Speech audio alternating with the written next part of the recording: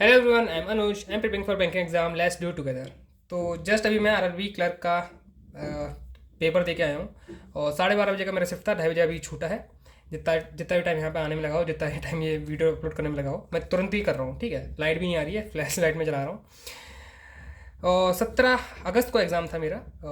12 बजे की शिफ्ट थी। ये थर्ड शिफ्ट मान सकते हो आप, है ना? थर्ड या सेकंड शिफ्ट, थर्ड शिफ्ट मान सकते हो। इजी पेपर था। पेपर ऐसा कुछ आउट ऑफ द होता नहीं है कि लीग ऐसा कुछ आया नहीं था, लेकिन वही होता है कि कट ऑफ इसकी हाई आती है। सारे बैंकिंग एग्जाम में अरबी क्लर्क का जो पेपर होता है वो सबसे ईजीएस्ट पेपर होता है।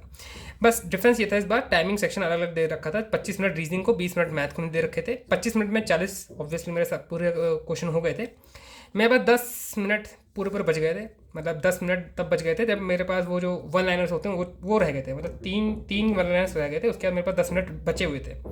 तो मैंने रीचेक भी करा था, अच्छे से रीचेक करा था। जितनी भी सब कैलकुलेशन ये आपको दिख रहा है, ये सब मैंने बनाया हुआ है। मैं बना के ले आया था। ठीक है, जितना मुझे याद है मैंने उतना बना दिया है, क्योंकि पता ही है आपको, पेपर तो जमा हो ही जाता है। और मैथ में कितना करा वो मैं आपको बताता हूँ। ठीक है, उससे पहले आप पजल देख लीजिए। सबसे पहला आया था, सबसे पहली पजल आई थी। क्लर्क का एग्जाम तो मुझे पता था 25 मिनट कहीं जाने नहीं है, तो मैंने फर्स्ट क्वेश्चन से ही स्टार्ट कर दिया था। यहाँ पे मैंने क्वेश्चन को पिक नहीं करा। ठीक है, हर एक पेपर की एक अलग स्ट्रैटेजी होती है, आपको खुद ही बनानी पड़ती है। ऐसा नहीं कि किसी की फॉलो कर लो आप। ठीक, ये मेरी स्ट्रैटेजी थी। नहीं तो मैं पहले क्या करता था कि छोटे छोटे क्वेश्चन वन लाइन ढूंढता था, लेकिन इस बार नहीं ढूंढा। पहले क्वेश्चन से ही करना स्टार्ट करते थे। ये पहली पजल है मेरी। 6 लोग बैठे थे। बहुत ईजी, तीन तीन पॉसिबिलिटी मैंने बना दी थी, लेकिन तीसरी पॉसिबिलिटी तुरंत बन गई थी। ठीक है, और फिर इसके आंसर भी कर दिए थे। 3 लाइन की पजल थी बस ये, क्योंकि आप यही उम्मीद कर सकते हो आरआरबी क्लर्क के पेपर में यही आता है। ठीक है, लाइट आ गई। उसके बाद डिस्टेंस इन डायरेक्शन का कुछ डायग्राम था, वो ऐसा करके मेरा बना था। और स्लॉक्स थे कुछ। एक बस रीजनिंग में मुझे 30-40 करे हैं मैंने, तो इसमें बस मुझे एक क्वेश्चन में डाउट है, एक या दो क्वेश्चन में डाउट है। बाकी सारे मैंने क्वेश्चन बिल्कुल सही है, मैंने बहुत बार चेक भी कर चुका है। आप लोग खुद चेक कर लेना। और कमेंट बॉक्स में मुझे मत कहना कि भाई ये आपकी गलत हो गई या फिर ये आपकी गलत हो गई। मैंने बहुत बार चेक करा, क्योंकि आरआरबी पीओ वाले जब मैंने एग्जाम एनालिसिस करा था, उसमें भी बहुत लोगों ने बोला है कि आपकी शायद ये वाली पजल गलत है। देखो, वो तो अभी मैं कुछ कह नहीं सकता। जब एग्जाम का रिजल्ट आएगा तभी तभी मैं बताऊंगा। इस बारे में बात करेंगे हम लोग, है ना? उसके बाद एक पजल और थी जिसमें ये मंथ दे रखे थे। उसकी भी दो पॉसिबिलिटी बन रही थी, पजल बन रही थी। एक इसमें क्वेश्चन ऐसा था कि वी के नीचे कितने लोग बैठे थे, वी के नीचे नन। ठीक, जितने क्वेश्चन मुझे याद है मैं उतना बोलते जा रहा हूँ, उतना बोलते जा रहा हूँ मैं। ठीक है, और एक पजल ये थी।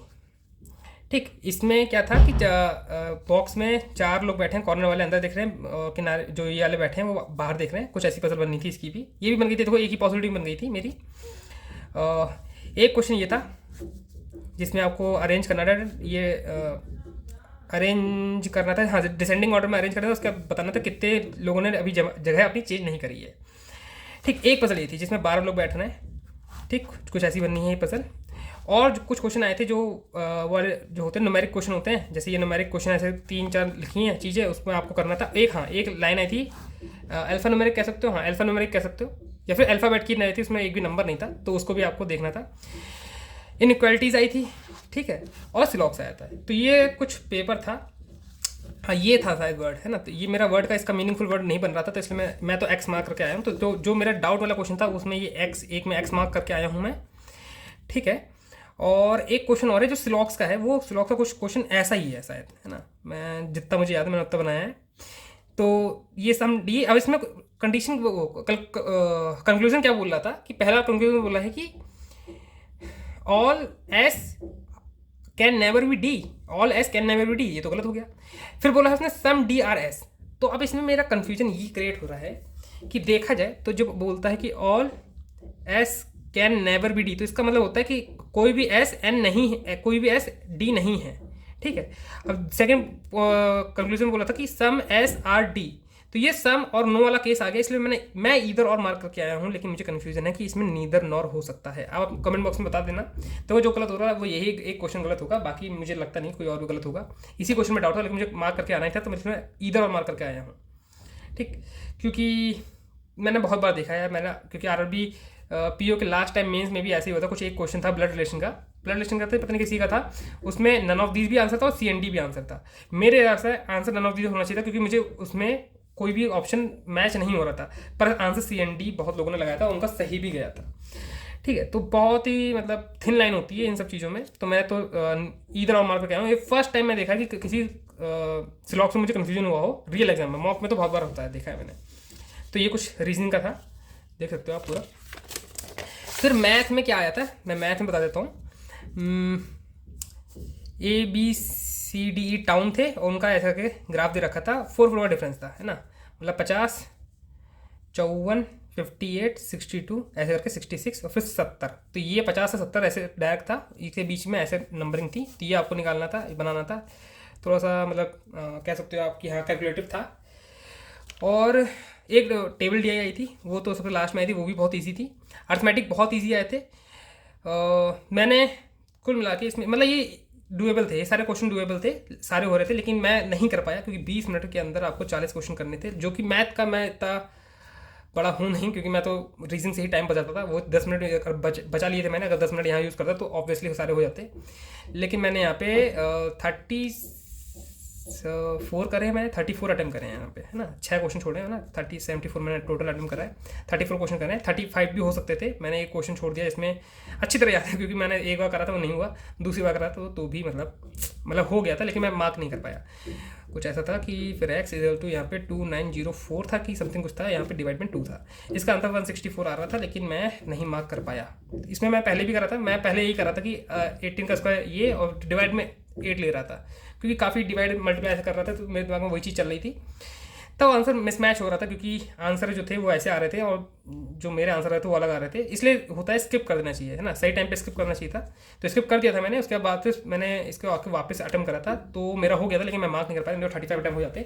तो टोटल अटैम्प्ट मेरे हैं 74, जिसमें रीजनिंग में तो 40 हैं और जिसमें 2 क्वेश्चन में डाउट है। वही एक वर्ड्स वाले में, क्योंकि मैं बोलता हूँ कि मेरा वर्ड इतना मतलब स्ट्रॉन्ग पार्ट नहीं है, वोकैबुलरी हो भी सकता है, कोई मीनिंगफुल वर्ड बन सकता है, लेकिन मुझे लग तो नहीं रहा कि वही बनेगा। और एक सिलॉक्स वाला पार्ट, ठीक। तो 38 इसके मान लो, और इसके 34 तो मेरे सही हैं। तो 72 मेरे अटैम्प्ट सही हैं, 100% कह सकता हूँ मैं, 90%, 98% सही हैं।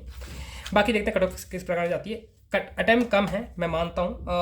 अभी मैं इसलिए मान रहा हूँ क्योंकि मैंने दूसरों का अटैम्प्ट अभी पूछे नहीं है, देखे भी नहीं है। लेकिन मेरे हिसाब से मुझे मतलब जितना मुझे प्रैक्टिस है, मेरे 76 अटैम्प्ट होने चाहिए थे, 76 के ऊपर अटैम्प्ट होने चाहिए थे, जितना मैंने सोचा।